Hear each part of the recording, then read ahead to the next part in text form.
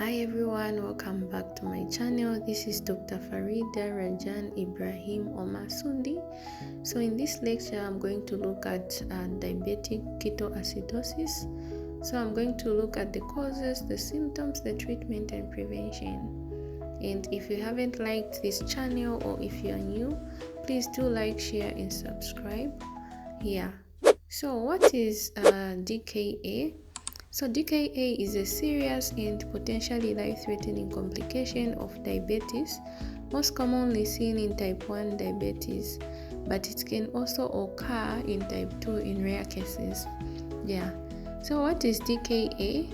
So DKA is a metabolic emergency that is characterized by hyperglycemia, which is an elevated blood glucose levels in the blood, ketosis, where there is elevated ketone bodies, and metabolic acidosis, where there is decreased blood pH.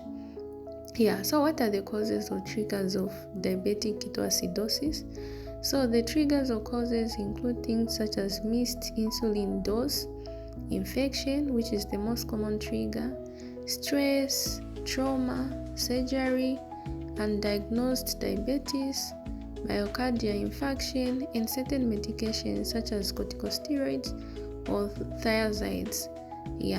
So what's the diagnostic criteria of DKA? So mostly the blood glucose will be greater than 250 milligrams per deciliters. The pH will be less than 7.3.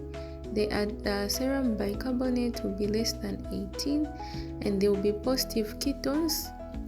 And the anion gap will be greater than 12. So what are the clinical features of DKA? So the clinical features include things such as polyuria, polydipsia, dehydration, nausea, vomiting, abdominal pain. The patient can also present with Kussmaul breathing, which are deep labored breathing.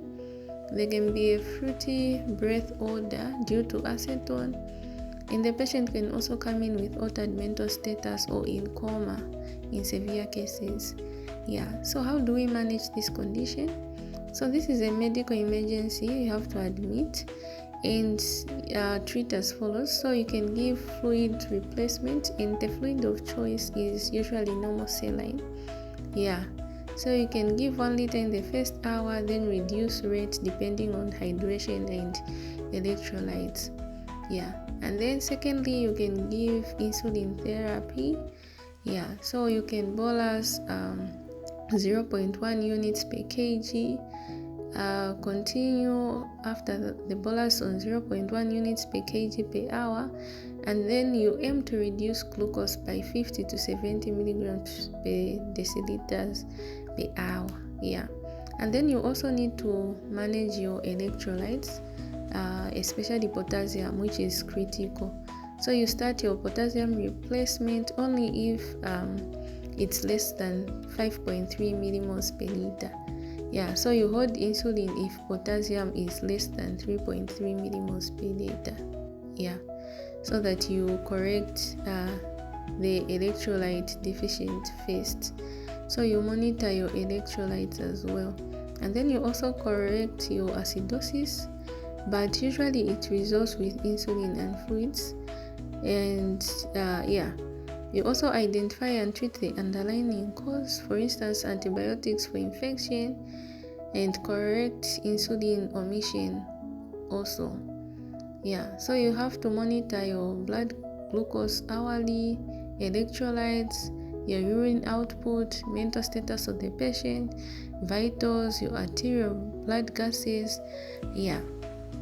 So what are the complications of DKA? So the patient can present with cerebral edema, hypoglycemia, hypokalemia, and acute kidney injury.